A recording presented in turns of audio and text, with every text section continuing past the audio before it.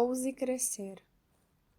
Em Ouse Crescer, Tara Mohr mostra o caminho para libertar seus talentos, seu potencial e seu poder de fazer a diferença, desmascarando todas as desculpas que estão impedindo a sua evolução. A censora interior. A censora interior é a voz do não é para mim, o palavrário interno que diz à mulher que ela não está pronta para liderar, não é suficientemente especializada, não é boa o suficiente nisso ou naquilo. É a voz da dúvida em relação a si mesma. Ter uma censora interior não é anormal nem doentio. Todas nós temos. A censora interior é uma voz dentro de você, uma voz que pode se tornar dominante, mas que não é a sua essência. A sua essência é constituída por seus talentos, aspirações e pelo desejo de expressar e de receber amor no mundo à sua maneira, com singularidade. O objetivo não é se livrar da censora interior, é aprender a ouvir suas ideias e suas dúvidas insensatas, questioná-las com base na realidade e não permitir que determinem suas ações. A censora interior está preocupada em mantê-la segura, não quer saber se você se sente realizada no percurso. Se lhe der ouvidos, assumirá menos riscos de um certo tipo, mas não fará a contribuição que deseja e de que é capaz. O método básico para lidar com a censora interior é o seguinte: identifique-a quando aparecer e nomeie-a pelo que ela é, transformando-se em sua mentora interior. Começamos a nos transformar em nossa mentora interior fazendo perguntas simples e objetivas como: o que ela gosta de fazer logo ao acordar? O que prefere fazer à noite? Qual é a sua comida preferida? Que tipo de atividade física ela gosta de praticar? E qual é a sua atitude em relação a ele? Como ela descansa? Como se comporta em reuniões familiares ou sociais? De que maneira ela se veste? Podemos perguntar repetidas vezes como ela agiria nessa situação e agir como se estivéssemos no lugar dela. Então existem as mudanças maiores. Antes de uma pergunta difícil, podemos nos perguntar o que ela diria e dizer exatamente a mesma coisa. Podemos parar enquanto escrevemos algo importante e pensar como ela escreveria isso? Podemos ver como ela agiria em um relacionamento confuso, em um ambiente de trabalho disfuncional, na hipótese de mudança de carreira diante de um medo paralisante ou ao lidar com uma questão persistente em nós mesmas, que há anos não conseguimos resolver. Ger Nilsson, que participou de um curso ministrado pela autora, descreve a sua prática. Desenvolvi o hábito de me encontrar com minha mentora interior para uma conversa de manhã, quando me preparo mentalmente para o dia.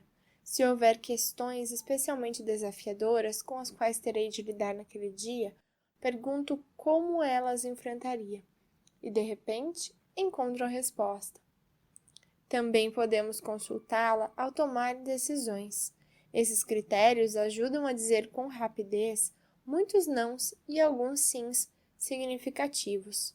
Ajudam a eliminar pressões externas e encontrar soluções mais adequadas.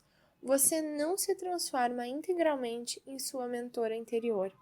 Ela não é um destino a que você chega. Em vez disso, ela é a estrela a que você recorre para se orientar, uma maneira de navegar, a bússola a ser consultada a qualquer hora, diante de escolhas difíceis ou nos momentos mais desafiadores. Ao ouvir a voz da mentora interior, não a da censora interior, você estará ousando crescer. A mentora interior é uma versão imaginada de você mesma, mais velha, mais sábia, mais autêntica, é você daqui a 20 anos. Ao criar a percepção nítida dessa versão mais velha, mais sábia e mais autêntica de si mesma, verá que ela existe como uma voz dentro de você, nesse exato momento. Sua mentora interior vê os atuais desafios e dilemas que você enfrenta de uma perspectiva muito diferente e muito útil, e é possível recorrer a ela em busca de orientação.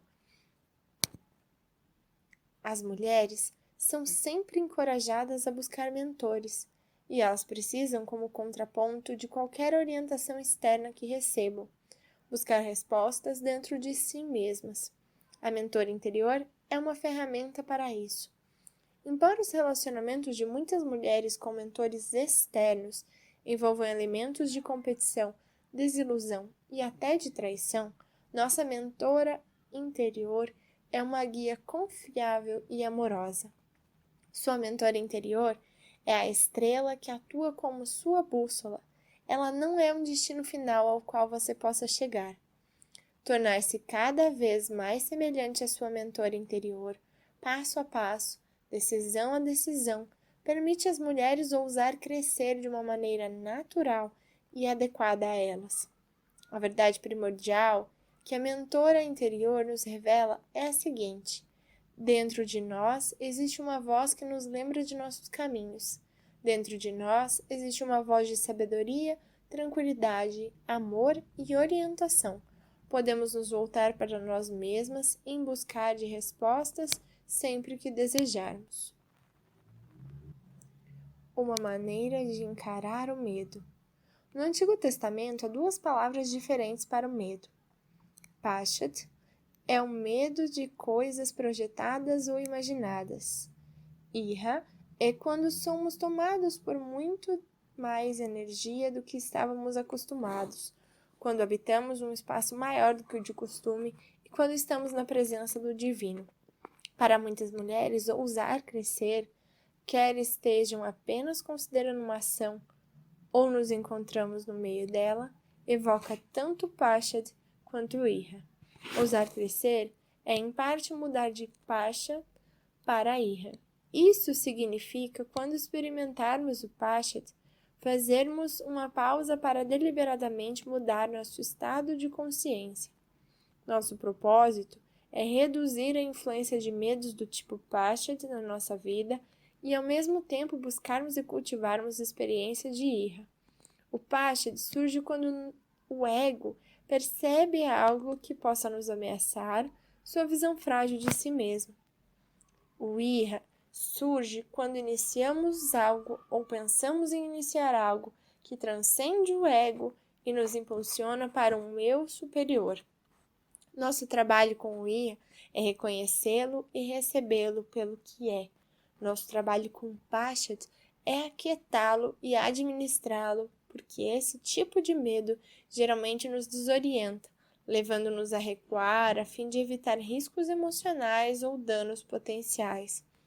Isso nos impede de partilhar nossa voz, de sair de nossa zona de conforto e de perseguir nossos sonhos. Libertando-se do jugo do elogio e da crítica. Quando dependemos de elogios ou evitamos críticas, não podemos expor ideias controversas nem lidar com a resistência que se manifesta ao atuarmos como agentes de mudança, nem desbravar nossos caminhos para a realização pessoal, caminhos que outros, talvez, não compreendam nem aplaudam. Libertar-se da dependência do elogio e da crítica é uma das principais mudanças que devemos empreender para ousar. Vários fatores contribuem para que fiquemos sob o jugo da crítica e do elogio. O condicionamento da boa menina, o foco cultural em como as mulheres são vistas no mundo, a maior habilidade das mulheres para interpretar as reações alheias, nossa orientação para os relacionamentos, os ataques pessoais injustos de Otis, a que frequentemente estão sujeitas as mulheres em posição de liderança, o histórico de garantia da sobrevivência das mulheres por meio da afabilidade e da aprovação dos outros, na falta de poder financeiro ou judiciário. Algumas ideias importantes podem ser úteis para nos libertar da crítica. A primeira é que o feedback lhe fala sobre quem dá o feedback, não sobre você. Sempre que recebê-lo, você pode perguntar: o que isso me diz sobre a pessoa que está dando o feedback? A partir de sua resposta, pode aprender algo sobre os públicos que está tentando alcançar e influenciar. As mulheres que ousam crescer sempre são alvos de crítica. Aprender a ver essas críticas como parte integrante de um trabalho importante, em vez de interpretá-las como sinal de fracasso, é um rito de passagem fundamental na jornada para ousar mais. As críticas que mais nos doem espelham uma convicção negativa que nutrimos sobre nós mesmas. Os elogios que buscamos com mais fervor refletem o que mais desejamos confirmar sobre nós. O que parece um problema com a crítica ou elogio costuma ser, na verdade, um problema com o que acreditamos a nosso respeito. Deixando para trás os hábitos da boa aluna. O sucesso das meninas na escola é muito enaltecido, mas precisamos encarar com olhos críticos esse bom desempenho e reconhecer a sobreposição entre normas da boa menina e os comportamentos recompensados na escola. A escola tradicional transmite às mulheres várias habilidades importantes, mas não ensina muitas das fundamentais para o exercício da liderança. À medida que as mulheres fazem a transição de alunas para profissionais, elas precisam adicionar a seu conjunto de habilidades a capacidade de desafiar a autoridade, a capacidade de improvisar, a capacidade de recorrer ao que já sabem e confiar nisso, a capacidade de tornar seu trabalho visível para outras pessoas. Escondendo-se. As mulheres brilhantes geralmente se escondem e adiam ousar crescer das seguintes maneiras: adotando premissas falsas sobre a ordem em que as coisas devem acontecer, projetando no papel em vez de conversar com os públicos a serem alcançados, coletando e organizando ideias de outras pessoas sobre os tópicos pelos quais somos apaixonadas em vez de compartilhar nossas ideias, criando algo demasiadamente complexo ou abstrato ao mesmo tempo que omitimos nossas histórias pessoais, buscando mais educação formal, treinamento e certificações, convencendo-nos de que precisamos do diploma para ousar crescer, aperfeiçoando e sofisticando indefinidamente. Ironicamente, muitas vezes evitamos ousar crescer abraçando projetos que parecem grandes e ambiciosos, porque em meio a toda essa grandeza temos muito espaço para enterrar nossas vozes e ideias. Saltando. O antídoto contra nossas táticas comuns de ocultação e postergação é um tipo especial de ação, denominada salto. O salto a leva a ousar crescer agora. É simples, pode ser completado em 1 ou 2 semanas, faz a adrenalina fluir e a põe em contato com as pessoas, públicos, clientes ou agentes que você quer alcançar ao ousar crescer. O salto envolve no âmago uma pergunta, algo que você quer aprender ao dar o salto. Resistimos aos saltos porque, em geral, eles parecem desconfortáveis e assustadores, principalmente no começo, quando ainda não temos prática. São imensos os benefícios psicológicos e táticos de saltar. Evitamos erros onerosos, aprendemos sobre o que realmente é eficaz com o nosso público-alvo e experimentamos a alegria e o significado que vem do fato de ousar crescer agora. Comunicando-se com vigor. Algumas das maneiras mais comuns pelas quais as mulheres se sabotam com palavras incluem muletas, inserções de palavras e frases como só, na verdade, talvez, desculpas desnecessárias. Quero falar só um pouco sobre isso. Gostaria de tomar 1 minuto do seu tempo para falar sobre não sou especialista nesse assunto, mas... Ou, vocês todos já pensaram nisso mais do que eu. Perguntas confirmando se a mensagem foi compreendida. Isso faz sentido? Estou sendo clara? Estruturas sabotadoras, como entonação de pergunta ou substituição de afirmação por pergunta. Muitas mulheres se veem num duplo vínculo em suas comunicações, comprometendo sua competência perante os outros para parecerem mais afáveis. Em vez disso, podemos conscientemente transmitir tanto competência quanto afabilidade, abandonando hábitos verbais sabotadores ao mesmo tempo que potencializamos o afeto com que nos comunicamos. Facilite as coisas. A probabilidade de alcançarmos nossos objetivos é maior quando somos motivadas por um espírito de cuidar de nós mesmas, em vez de pela culpa ou autocrítica. Não existe essa tal de autodisciplina. O que parece autodisciplina é, na verdade, uma ampla gama de motivações que resultam em uma ação consistente. Criamos uma ação sustentável não por meio da autodisciplina, nem da força de vontade, mas recorrendo a uma variedade de fontes de apoio. Como? Começar com um objetivo satisfação e não com um objetivo obrigação. Entender aliadas e alguém a quem prestar contas. Estabelecer planos com base nas forças individuais e nos recursos disponíveis. Seguir rotinas que transformem os comportamentos almejados em modo padrão no nosso dia a dia. Ao empacar, investigar com autocompaixão o que está acontecendo. Chamados. Um chamado é um sentimento profundo de anseio ou inspiração para suprir determinada necessidade no mundo. Todos recebemos chamados. Ouvir e respeitar esses chamados é uma das tarefas mais importantes. Os chamados tendem a se manifestar como uma frustração em relação a algum aspecto do status quo ou uma visão do que poderiam ser. Com um chamado, geralmente temos a sensação de termos recebido uma incumbência em vez de escolhermos, mas infelizmente resistimos aos nossos chamados. De início, quando o chamado se manifesta, nunca temos tudo, nem somos tudo o que deveríamos ser para o atender.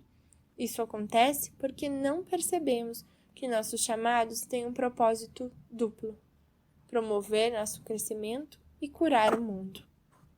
Notas finais. As mulheres hoje têm direito a participar da vida pública e da vida política e a ter uma profissão, mas estas ainda não refletem suas vozes e seus modos de pensar, agir e trabalhar.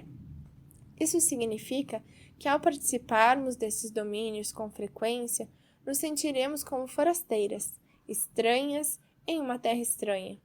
Nossa missão consiste em não recuarmos diante disso, mas assumirmos nossa pequena parte no trabalho dessa equipe de transição, expondo nossas ideias, nossa voz e nossos chamados de uma maneira autêntica para nós. Assim, criaremos uma cultura mais saudável e equilibrada, que reflita tanto a voz dos homens quanto as das mulheres. Isso significa que, voluntariamente ou não, você será uma revolucionária, pois qualquer mulher que seja autêntica em seu trabalho difundirá ideias e estilos contrários ao status quo de sua empresa, setor de atividade ou comunidade. Um status quo definido por valores e modos de trabalho masculinos. Você não precisará declarar-se um agente de mudança. Quando uma mulher de fato ousa crescer, de acordo com o que entende por ousar crescer, ela se converte naturalmente em agente de mudança.